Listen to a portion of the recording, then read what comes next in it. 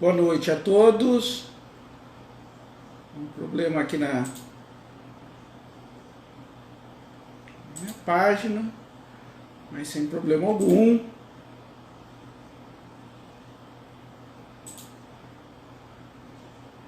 Retornou.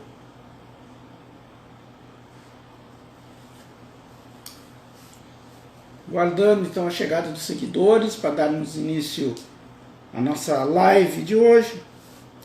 Vai estar tratando de um assunto que é bem delicado, que tem acometido muitos jovens principalmente, que é a questão da bulimia, da anorexia, bulimia nervosa, anorexia nervosa, transtornos de distúrbios de alimentação. Como que nós estamos acompanhando isso em clínica de hipnose, com suporte então viável ou não de biofeedback de variabilidade de frequência cardíaca. Boa noite, Dr. Fabrício, muito obrigado a presença do senhor.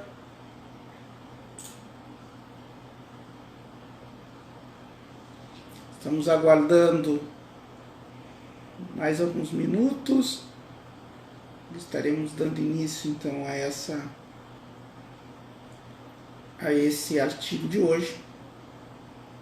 Está lá e trata então sobre distúrbios de alimentação, diminuição da ansiedade, no caso de pacientes com distúrbios de alimentação. É importante citar que o artigo ele versa sobre o biofeedback naquele processo clássico de diminuição da sua ansiedade. Pois trabalha a questão da respiração ressonante, a questão polivagal, enfim. Mas não se arvora a tratar o paciente, a produzir alterações na questão de transtornos e distúrbios alimentares. São outros segmentos. A própria hipnose é possível ser apresentada como uma alternativa, desde que estas questões de ansiedade, da ansiedade, da anorexia nervosa, da bulimia nervosa e do próprio transtorno compulsivo, de uma compulsão por alimentação, tem uma sua origem num trauma. Do contrário, nós não devemos nos esquecer, nós estamos falando ou de mau funcionamento do sistema nervoso central, através em virtude de uma condição física ou mental, no caso do distúrbio, ou de uma falha da estimulação da parte frontal do cérebro, como no caso dos transtornos. Aí são outros profissionais, médico, psiquiatra, psicólogo, que estarão atuando para tratar esse tipo de dor que o paciente está sentindo, como nós chamamos aqui na hipnose, essa dor, esse sofrimento que a pessoa tem. O que nós iremos abordar hoje é um estudo piloto, em que observa-se, com o emprego do biofeedback, poderíamos ter uma diminuição da ansiedade nesses pacientes. É um estudo muito interessante, a apresentação desse estudo, do resultado. Também não é um estudo de 2014, já bem antigo, mas demonstra aí alguns assuntos bem atuais com relação a alguns novos entendimentos que passamos a ter de 2014 para cá, pacificando inclusive o que nós entendemos hoje como sendo a questão da ansiedade, a redução dos sintomas e das características da ansiedade, tanto sintomas quanto emoções e características próprias da ansiedade nesse controle polivagal.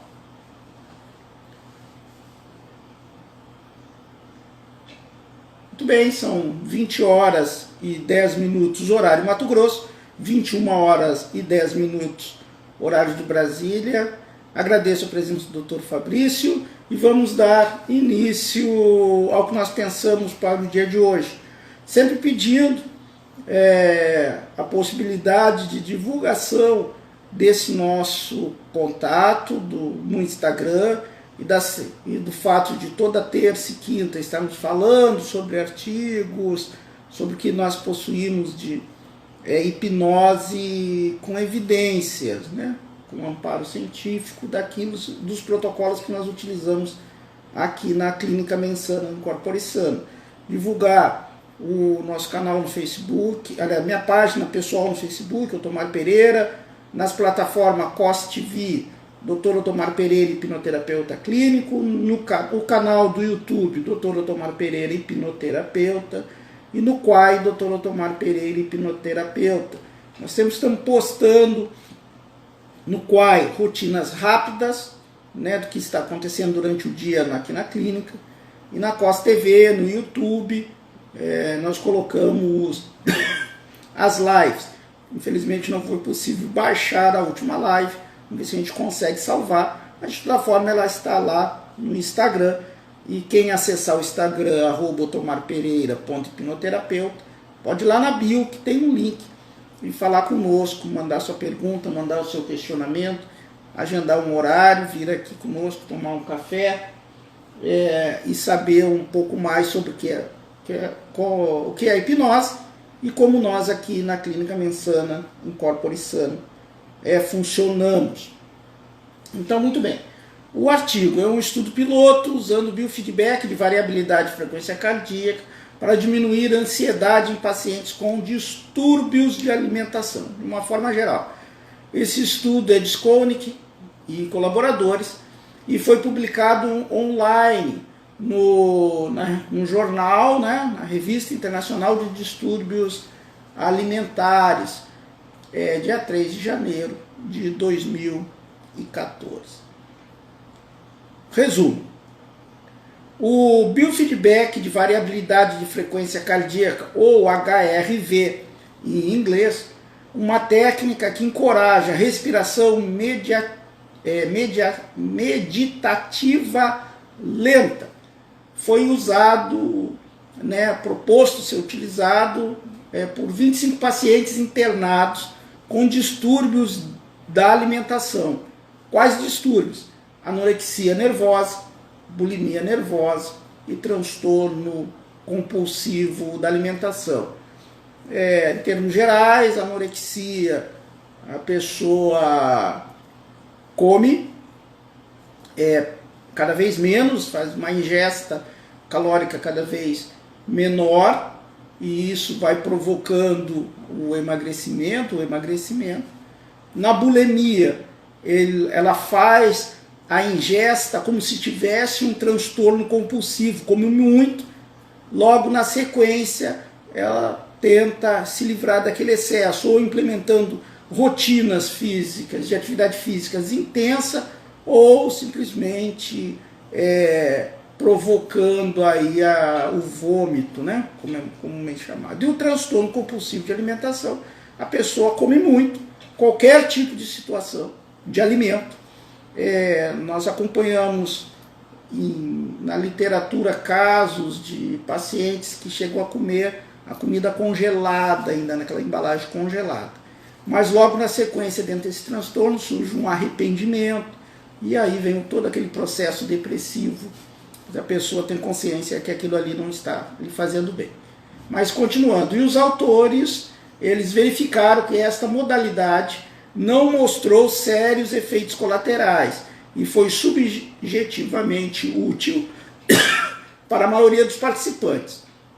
Foi observada uma melhora na capacidade de gerar padrões altamente coerentes nos pacientes com início recente de anorexia nervosa.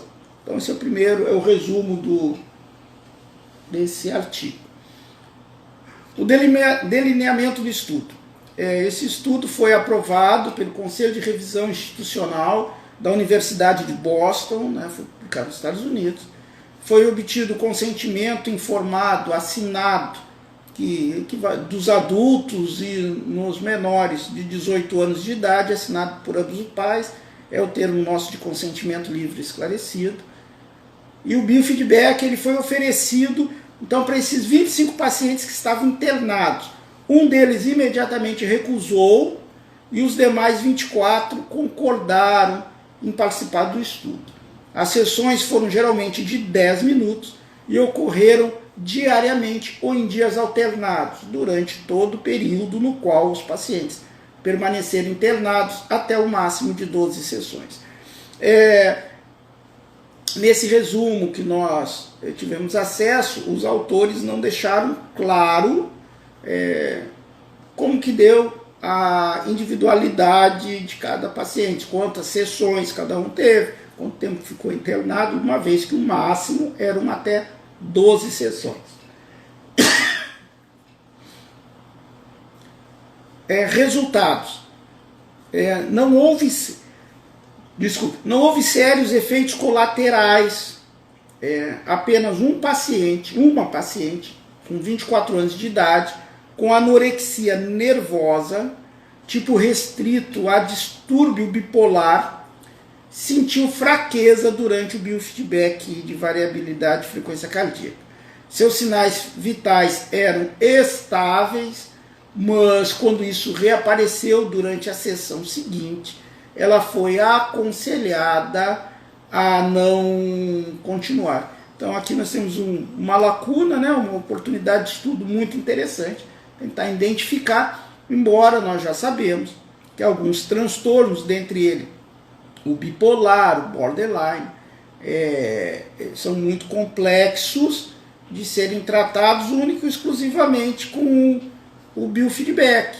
Eles dependem aí de terapia comportamental, cognitivo-comportamental, a utilização de drogas administradas por médicos, enfim, é uma coisa bem mais complexa. E uma vez que se estava objetivando a ansiedade, fica um pouquinho mais difícil quando nós estamos falando de transtornos, normalmente transtornos de personalidade, né?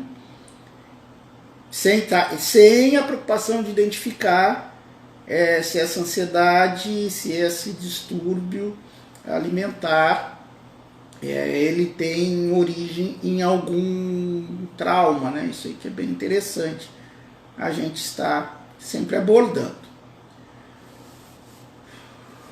4 participantes, então nós tínhamos 25, 25 um saiu, depois o segundo saiu, dos 23 restantes. 4 participantes pediram para deixar o estudo precocemente, porque não estavam sentindo benefícios. Não viram nenhuma redução, perderam o interesse. 3 deles eram jovens adolescentes que estavam doentes há menos de 1 ano e insistiram que não havia problemas com sua alimentação, declarando que estavam se alimentando de maneira saudável e gostavam de estar em forma. Aquela questão da dismorfia, né? Esse outro transtorno aí que acomete muito os jovens. Se não tratarmos a origem trauma, se é que ela existe, uma vez identificada, a negação daquilo que a pessoa está fazendo, aí pode vir o outro transtorno, uma bipolaridade, algo assim. Enfim, associado, normalmente o paciente vai abandonar o tratamento. A outra foi uma menina de 17 anos, que também gerou 100% de coerência em sua primeira tentativa. Então, na primeira sessão, ela obteve 100% de coerência. Completou 10 sessões e estava entusiasmada sobre essa técnica, relatando que foi o aspecto mais útil da internação hospitalar dela. Na sessão de número 10, ela já tinha ganho 10 libras, que isso aí vai dar mais ou menos 4,5 kg. Aceitou, já passa a aceitar que tinha um problema de alimentação, porém ela passa a ter mais dificuldade para gerar um padrão coerente, sentindo-se frustrada com essa técnica. Aí é interessante, A obtenção de um 100% de coerência cardíaca, 100% de coerência da variabilidade da frequência cardíaca, é uma excepcionalidade. Normalmente há uma curva em que o paciente treinado vai atingi-lo. O que nós observamos em uma jovem, é muito comum, isso em jovens, o próprio artigo vai falar, ele atinge já de pleno essa coerência. Porém, dependendo da forma do treinamento ou da expectativa do treinamento, esse mesmo treinamento tende a intensificar o estado de ansiedade, pois a pessoa fica sempre tentando repetir um resultado igual ou superior ao da última sessão, e não é esse o objetivo. O objetivo é treiná-lo dentro dessa coerência cardíaca, dentro do biofeedback de variabilidade de frequência cardíaca. E às vezes leva a ansiedade, frustração, e a pessoa desvia o foco, né, do que estava pretendendo. Muito bem, os demais 19 pacientes continuaram a participar do estudo até a alta hospitalar, ou seja, aquelas 12 sessões, para quem ficou 12 dias, no máximo, né? 17 pacientes completaram 5 sessões, ou seja, 5 dias, e preencheram um questionário em resposta à afirmação, questionário subjetivo, lógico, né? O biofeedback de variabilidade de frequência cardíaca diminuiu minha ansiedade? Foi a pergunta para esses 17 pacientes que fizeram 5 sessões.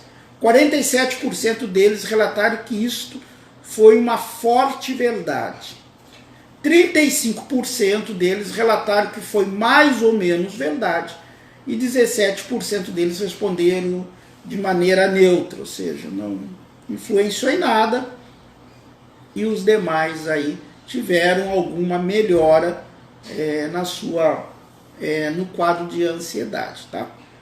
Mas é um questionário subjetivo, não foi falado qual foi o inquérito que foi empregado, se foi apenas um marcador estabelecido pelos próprios pesquisadores, mas deve ter sido utilizado algum inventário, alguma escala devidamente validada. Um resultado surpreendente foi a diferença da facilidade para gerar coerência, que geralmente ocorreu em jovens, e como esta facilidade não necessariamente foi correlacionada com os benefícios subjetivos. Observe que interessante. A maioria dos jovens adolescentes foi capaz de atingir padrões 100% coerentes já na primeira sessão de treinamento. Muitos deles pareceram gostar do que um deles chamou de minha capacidade única, segundo os autores. Mas isso não necessariamente se traduziu em relatos de diminuição de ansiedade. Pois é uma observação subjetiva essa diminuição da ansiedade. Existe uma facilidade relacionada justamente à idade. O paciente, quanto mais idoso, após os 40 anos, um exemplo, ele já começa a ter uma perda na coerência. Dificilmente ele vai atingir 100% na coerência. Talvez, aí eu só estou especulando, que uma vez trabalhado mais tempo e buscado dessensibilizar a fonte daquilo que estava causando a ansiedade, e não apenas o treinamento com biofeedback de variabilidade da frequência cardíaca, o resultado pudesse ter sido outro.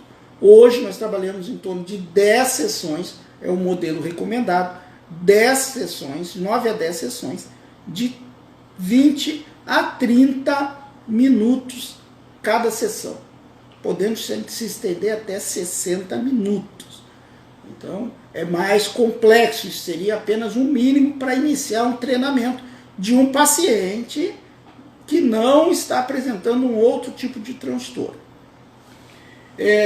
Os que foram, segundo os autores, Os que foram mais entusiastas sobre o biofeedback de variabilidade de frequência cardíaca foram os pacientes, no caso, né, que tinham idade por volta de 20 anos, que de maneira uniforme consideraram seus distúrbios alimentares e doenças indesejadas. Isso é interessante, que é um efeito não propriamente do biofeedback, mas de uma consciência desenvolvida pelo paciente, e estavam tentando obter uma recuperação.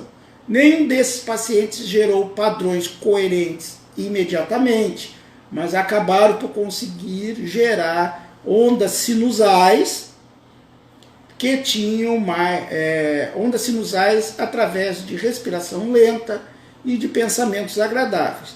O biofeedback, esse aqui nessa caixinha aqui, esse equipamento, quando aberto o treinamento, né, colocou lá, plugou, já no equipamento que está com software instalado, isso aqui é a parte externa, plugou, colocou no dedo, você vai acompanhar ali os marcadores com o paciente. Vai ser feito um treinamento através de um pacer, que vai marcar o tempo da respiração, de inspiração e expiração, para a questão do sistema nervoso autônomo, simpático e parasimpático. Existe uma imagem lúdica e que apresenta implementos conforme o resultado positivo vai acontecendo. Uma música já acompanhada por musicoterapeuta, que constrói essa música para um relaxamento coordenado,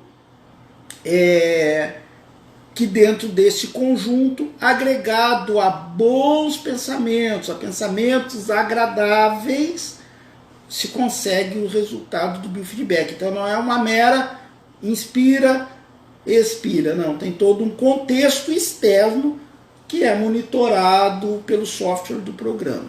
Ok?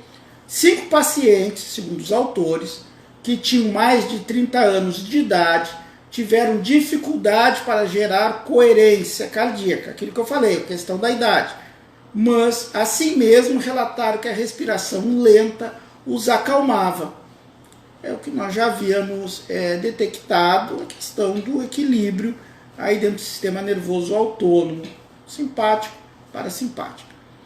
Escreveram os autores que, até onde sabemos, este é o primeiro relato, naquela época, né, do uso de um biofeedback de variabilidade de frequência cardíaca em pacientes com distúrbios alimentares, embora diversos estudos realizados em população não clínicas tenham demonstrado a eficácia do biofeedback de variabilidade de frequência cardíaca para diminuir um desejo irresistível, uma fixação, no caso das pesquisas que têm uma fixação por chocolate. É uma lacuna, né?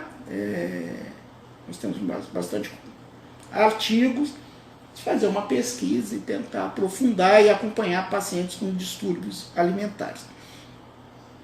O principal achado desse estudo piloto foi que o treinamento com biofeedback de variabilidade de frequência cardíaca é seguro nesta população. Ele pode ser considerado um tratamento complementar, isso é que é importante, complementar, além da meditação ou da yoga, mindfulness, né, que são benefícios para alguns indivíduos.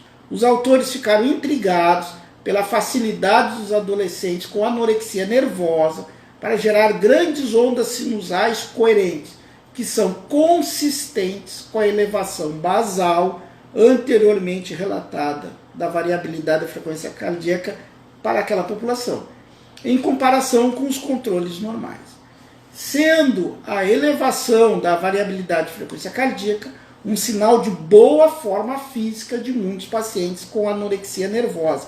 Então, aquele aspecto que a gente falava, a pessoa passa a treinar e a tez muscular dela, a jovialidade dela, acaba por manter uma onda sinusal longa e coerente. Não obrigatoriamente é uma onda que isso esteja implicado com a melhoria lá no transtorno. Mas já vamos colocar que o transtorno às vezes ele induz a uma melhoria na condição física, apenas especulando o resultado encontrado no passado e o que se sabe hoje. Muito boa noite, doutora Maria Cristina, minha esposa, né, nossa sócia aqui na clínica, acompanhando a nossa live. Obrigado a presença.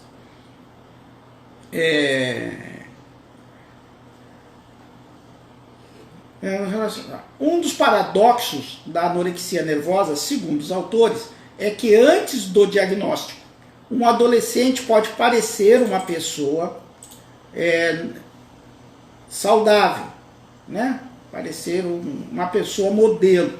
A intenção de fazer exercícios físicos razoavelmente relacionada à comida saudável nos faz presumir uma variabilidade de frequência cardíaca robustamente saudável, nós estamos falando. O mecanismo que transforma esse estado em inanição autoinduzida permanece, segundo os autores à época, sendo um profundo mistério. Se houver uma diferença substancial entre a variabilidade da frequência cardíaca em adolescentes atléticos e saudáveis, em comparação com os que têm anorexia nervosa, também, adolescentes atléticos saudáveis, isso pode ser um biomarcador para essa doença. Mais uma dica de pesquisa, né? Os pesquisadores encerram deixando essa possibilidade, essa lacuna, que nós podemos estar estudando e observando mais à frente. Muito bem, como nós tratamos esse tipo de situação aqui com a hipnose? É muito importante o paciente saber, pelo menos essa é a rotina que nós adotamos aqui, que a hipnose consegue tratar de traumas, situações que tornam-se gatilhos que em um determinado momento possam ser dessensibilizados. Então, no caso clássico de distúrbio alimentar, por algum momento, situação, isso é muito comum, já vivenciamos, né? Os pais não devem ficar com sentimento de culpa, não é bem assim, mas pode acontecer. Então, lá no passado, a criança desejosa de comer um biscoito, um lanchinho, alguma coisa que viu na prateleira de um mercado, tá? Estou só criando uma situação hipotética. E o pai e a mãe, com pressa, não lhes permite se alimentar daquilo, reportando que aquele alimento posteriormente volta, e acabam não voltando. Pois até acreditam que seja um pouquinho de gula, né, da criança. Pode ser que não, ela pode estar sentindo uma fome, e a fome provoca uma dor e uma sensação de morte. São ali nos primeiros anos de vida, a criança é extremamente afetiva, ela não consegue se comunicar, ela ainda não tem uma percepção, uma visão sincrética, o cérebro é totalmente concreto nas suas avaliações, e a criança passa a entender que aquela dor de morte é morte. E aí ela tem que fazer alguma manifestação. O bebê vai chorar, ele não sabe o que é fome, mas ele sabe que quando ele chora, alguém coloca na boca, traz algo para ele que tira dele aquela dor. Ele também não sabe que aquilo é comida, mas ele sabe que esse é o processo de fala. Pois essa dor ainda ali permanece e fica registrada no subconsciente. Anos à frente, ou pouquíssimo tempo depois, aquela criança, aquele jovem adolescente torna-se obeso, pois está sempre se alimentando de forma desproporcional, sem entender muito porquê. E pode ser esse trauma que ficou lá, essa sensação de morte, essa dor de escassez, essa insegurança de não saber quando será alimentado novamente, que faz com que a pessoa passe a alimentar-se sempre. Então, o paciente, quando ele chega para nós aqui na clínica, que possuímos um médico, ele já vem pelo médico. O médico já detectou que a hipnose pode servir de suporte ou para diminuição da ansiedade, ou que aquele paciente não é um paciente com transtorno de personalidade, de alguma forma, que o está induzindo aí a esse estado de distúrbio de alimentação. Aí ele vem, a gente consegue identificar o evento causador inicial, tá, que provoca ali a dor no paciente, potencializa-se, dessensibiliza e pronto, o paciente não tem mais problema com essa dor, com esse trauma, e ele fica eminentemente satisfeito e não tem mais o problema inicialmente apresentado. Ou, no caso, nós conseguimos fazer com treinamento com biofeedback, com hipnose, a diminuição do quadro de ansiedade, a parte da ansiedade, a parte da depressão, tá? Esse agregado de outros sintomas que vão se colando ao caso da anorexia nervosa, a bulimia nervosa e ao transtorno compulsivo de alimentação. É assim que nós trabalhamos aqui com a hipnose agregada ao biofeedback de variabilidade da frequência cardíaca frente ao enfrentamento à anorexia nervosa, bulimia nervosa e o transtorno compulsivo de alimentação. Boa noite, Maria Elise, muito obrigado pela presença. Maria Elise é minha filha e ela sempre acompanha, porque é a minha, vamos colocar assim, a minha diretora, né? Ela diz o que eu tenho que melhorar aqui nas nossas imagens. Mas estamos à disposição, se houver dúvida, se alguém desejar fazer algum questionamento, nós estamos à disposição.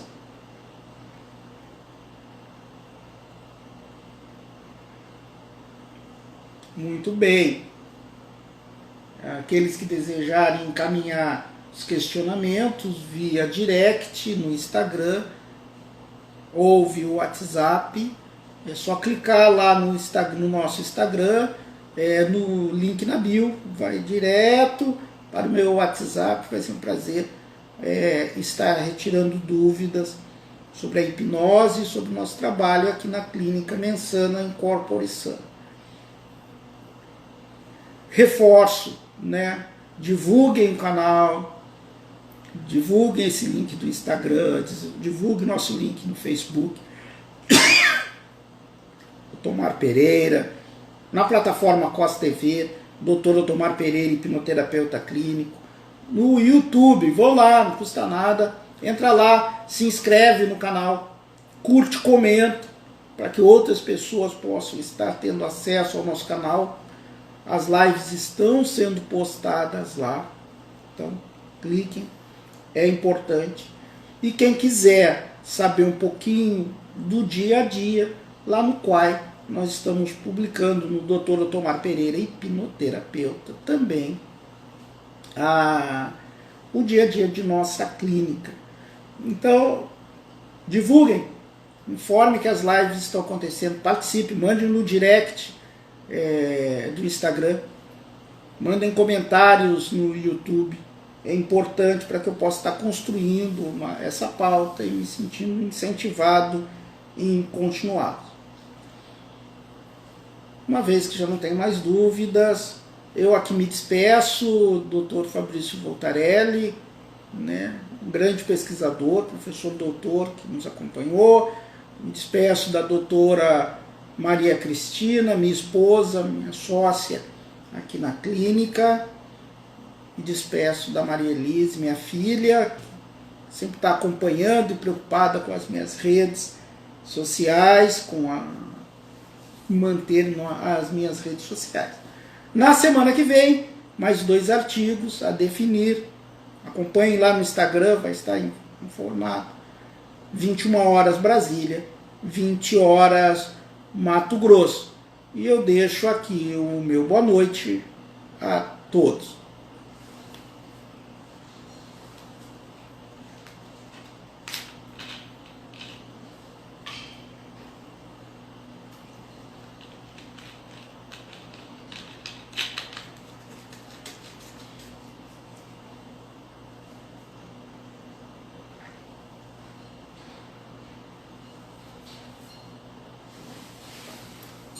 Vamos desligar.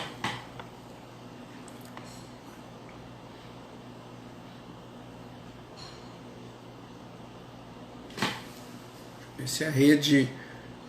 Eu já dei boa noite, mas eu tenho que ver se a rede aqui desconectou certinho. Sim, já desconectou. Nosso boa noite novamente.